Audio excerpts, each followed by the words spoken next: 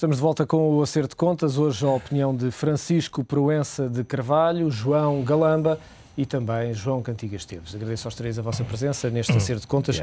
Francisco, começo por si. Esta questão a questão do Egito teve agora novos desenvolvimentos. Hosni Mubarak veio agora mesmo no discurso à nação dizer que não se vai recandidatar nas eleições em setembro, ainda assim pretende ficar até ao final do mandato. Há tensões importantes nesta região que estão a afetar também a economia. Sem dúvida.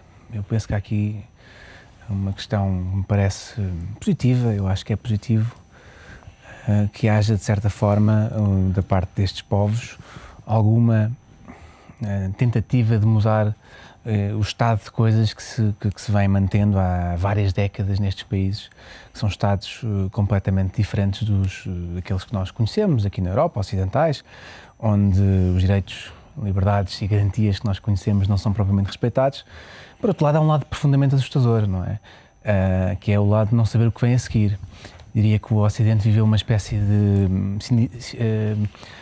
cinismo pragmático durante este tempo todo. Nós tínhamos ali alguém que conhecíamos e que era uma espécie de amigo do Ocidente e que fazia ali uma barreira para Israel, uma barreira de proteção, de paz, que foi mantendo ao longo deste tempo, e agora vemos que isso pode mudar, não sabemos bem como. Nós podemos ter um lado positivo, uma visão positiva de perceber que isso vai ter um efeito de alastrar a democracia, ou mas também pode acontecer precisamente o contrário, que é alastrar aquilo que aconteceu noutros países, como o Irão, que é um extremismo radical religioso, por assim dizer, e que não tem sido positivo para os interesses económicos mundiais, por assim dizer. Agora, eu diria que este alastramento é um pouco inevitável. A globalização que tanto foi criticada pela parte esquerda, no fundo também traz estas coisas. As pessoas começaram a ver, num mundo fechado, as coisas são feitas de outra maneira, as pessoas vivem fechadas, não têm a informação que nós temos, nós vivemos na era da informação. Hoje em dia a internet, que é, no fundo, um fruto da globalização, permite que as pessoas tenham conhecimento daquilo que está a passar à volta de uma forma e que o conhecimento se espalhe com uma velocidade incrível. E, portanto, isto acaba por ser o resultado dessa globalização real e virtual. E eu acho muito difícil que isso não se vá alastrar a outros países, porque as pessoas começam a ver que que podem ambicionar mudar as suas condições de vida. Eu acho que esta revolução que nós estamos a assistir, genuinamente agora, é numa tentativa das pessoas de irem para no sentido de uma democracia. Eu acho que é. Agora, resta saber se depois essa força democrática dará força. Nós vimos aqui em Portugal, no nosso período revolucionário, podíamos ter seguido outro caminho. Nós hoje vivemos em democracia, mas estivemos muito próximos de sair de uma ditadura para outra ditadura. E não há ditaduras, eu não gosto de dizer que há ditaduras melhores ou piores que outras, seriam más, mas as revoluções têm sempre essa fragilidade. E do ponto de vista económico, obviamente, que isso está a criar tensões muito grandes.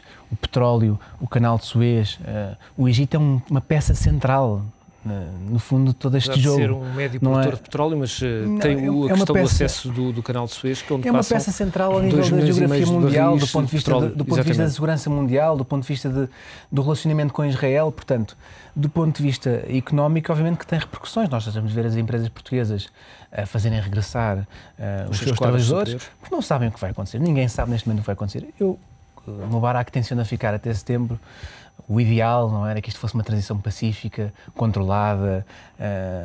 Mas a verdade é que falta muito tempo até setembro. Falta muito tempo até setembro. Vamos ver o que é que vai acontecer. João, que leitura é que faz dos acontecimentos? E, sobretudo, destes acontecimentos que, de minuto a minuto, têm novas notícias, novos desenvolvimentos, eles próprios? Bem, eu não partilho inteiramente a posição do Francisco. Eu, se quiserem, por defeito, saúdo sempre uma revolução democrática, sobretudo contra uma tirania feroz que oprimiu o povo egípcio e no Egito e nos outros lugares. Agora estamos a falar no Egito, que oprimiu durante anos o povo egípcio, e portanto eu não faço considerações económicas de curto prazo. Se quisermos, no longo prazo, eu acredito que a democracia também saúdo. É favorável à economia, e portanto não é este o meu nível de análise, mas eu diria que, se tudo correr bem, como eu espero que corra, e já lá vou, no longo prazo, isto é bom para toda a gente, porque obviamente vai permitir que um conjunto de pessoas que neste momento não tinham acesso a condições mínimas de vida e de bem-estar material, possam finalmente aceder a uma sociedade de consumo e, portanto, eu acho que isto, no longo prazo, é benéfico para todos. Uma revolução gera sempre incerteza. Claro, agora, a estabilidade que existia é uma estabilidade que também traz a sua incerteza e a longo prazo e tinha consequências muito negativas, nomeadamente o crescimento da oposição muçulmana e nos últimos... Isto está estudado, sabemos que um dos grandes responsáveis pelo crescimento do fenómeno radical e islâmico nestes países foram essas mesmas ditaduras que nos dão uma falsa estabilidade. Porque não é possível governar à custa da democracia e à custa da opressão generalizada, sistemática de um povo. E, portanto, eu vejo, obviamente com alguma apreensão, porque não sei como é que isto vai evoluir, mas acho que este momento é pelo menos um momento de esperança. É um momento em que, coletivamente, os egípcios readquiriram o conceito de nação. Ou seja, há um filósofo americano que é o Michael Walzer que diz que uma das características que só a política pode dar é uma forma de fazer coisas em conjunto que nenhuma outra forma de ação nos pode dar. Ou seja, só agindo politicamente em conjunto é que nós podemos fazer certas coisas e adquirir um determinado tipo de consciência. E eu acho que os egípcios, os tunisinos, vamos a ver o que acontece aos sírios e aos jordanos, estão a adquirir uma consciência coletiva de que são uma nação e de que, enquanto nação, os seus líderes têm que atender às suas exigências elementares, que são, como qualquer democrata valoriza, um conjunto de direitos civis e políticos e um mínimo de repartição de riqueza, porque, de facto, estes países eram governados por uma oligarquia que se apoderava das riquezas do país e que era insustentável a prazo. A incerteza é a incerteza de qualquer processo revolucionário. Pensem o que aconteceu a semana passada no Parlamento, havia uma discussão se devíamos ou não saudar o que tinha acontecido na Tunísia. Havia pessoas que diziam que não, porque ainda havia muita incerteza no horizonte. E eu fiz uma das perguntas que eu fiz foi o que é que achavam se em 74 o mundo em geral se tivesse abstido de tomar qualquer tipo de posição relativamente a Portugal e esperasse pela absoluta normalização democrática. Então eu acho que, como democrata, isto é de saudar e, obviamente, manifestar o desejo de que a mudança se processe de forma pacífica e que respeite as instituições fundamentais no regime democrático. A única coisa que eu posso esperar é que isso aconteça. Vamos ver. João Cantigas Esteves, há aqui um conjunto de países, muitos deles com uma população bastante elevada, bastante jovem, bastante reivindicativa e alguns deles com muitos recursos, mas que estiveram fora daquilo que é o mundo desenvolvido durante muitos anos. Sim, eu não me sinto habilitado para analisar mais do ponto de vista político, digamos assim, de facto não me sinto capaz, mas há duas reflexões que eu julgo que me têm ocorrido, que têm um pouco a ver precisamente com a relação, vamos chamar, do Ocidente perante essas realidades. Ou seja, nós verificamos, como foi dito aqui pelo Francisco, nós clamamos e bem, reclamamos todo um conjunto de direitos, liberdades e garantias e se quisermos, a própria democracia. Mas depois, quando lidamos com um conjunto de países desse tipo, há aqui, de facto, no mínimo ambiguidades e, eventualmente, no máximo, cumplicidades. Ou seja, verificamos que, nós por vezes, as questões ideológicas fugimos delas, ou dizemos até que as ideologias se bateram, certo? Mas a verdade é que depois, quando aparece o pragmatismo dos negócios, efetivamente, quer a Europa, quer os Estados Unidos, vão para ali e o pragmatismo do negócio impõe-se a valores que nós prezamos e que defendemos e que devíamos defender. E, obviamente, que todos estes regimes se têm mantido exatamente no mínimo, repito, com alguma ambiguidade, no máximo com até, suporte, claro, nomeadamente do Ocidente. Isso deve fazer pensar a Europa, os países democráticos e os próprios Estados Unidos, porque cada vez há menos condições. A globalização vai espalhando, e bem, todo este tipo de valores que querem adotar, mas penso que, se calhar, a Europa e os Estados Unidos também não ficam muito bem quando fizermos um historial das últimas décadas relativamente a estes países. Ou seja, esperemos que tudo corra bem, naturalmente, mas, obviamente, que quando todas aquelas sociedades se libertarem, se calhar vão interrogar, mas qual foi o papel de uma Europa, qual foi o papel dos Estados Unidos que permitiu que durante décadas, que é isso que estamos a falar, se tenha mantido. Exatamente. E esse, enfim, infelizmente, não acaba ali, há muito mais por este mundo fora, mas em particular naquela zona, podemos também ir à África. Eu acho que há algo que devia fazer pensar os europeus, que temos aparentemente valores muito, muito consolidados, mas que depois abandonamos claramente perante os negócios que são criados ali naqueles países. A segunda reflexão, que também, quanto a mim, tem também um erro do ponto de vista do Ocidente, é a questão energética. Ou seja, nós tivemos a primeira grande crise do petróleo há quase 40 anos. E é completamente inquietante que ainda hoje haja a dependência energética que há de zona tão conturbada como é aquela, não é verdade? E que pouquíssimo se tenha feito e hoje estejamos ainda muitíssimo dependentes daquela região.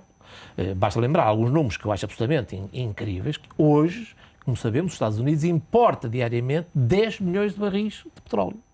A Europa, no seu conjunto, praticamente igual. Repito, 10 milhões de barris mais 10 milhões da Europa, que são, primeiro, vem daquela região a grande parte dela e tem um efeito financeiro forte, mas também lá está, em termos de negócio. E a verdade é que, enfim, geograficamente sabemos que a grande maioria dos países produtores de petróleo são países complicados.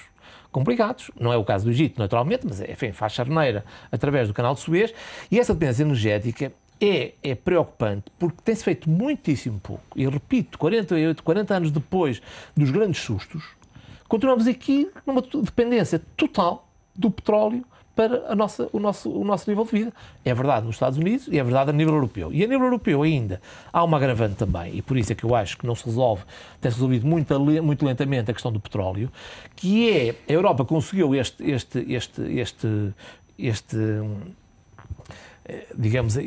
feito extraordinário, que é, para além da dependência energética do petróleo, tem a dependência financeira. Porque o modelo europeu, diferente do americano neste ponto de vista, criou um conjunto de impostos fortíssimos em cima do petróleo, que naturalmente não há um incentivo hoje em dia para uma política séria de abandono do petróleo, porque muitos orçamentos dos países europeus dependem de forma substancial destas receitas. Portanto, são estas duas reflexões que eu acho relativamente àquela zona que tenho feito perante o que se está a passar. Uma última palavra, espero que tudo corra bem.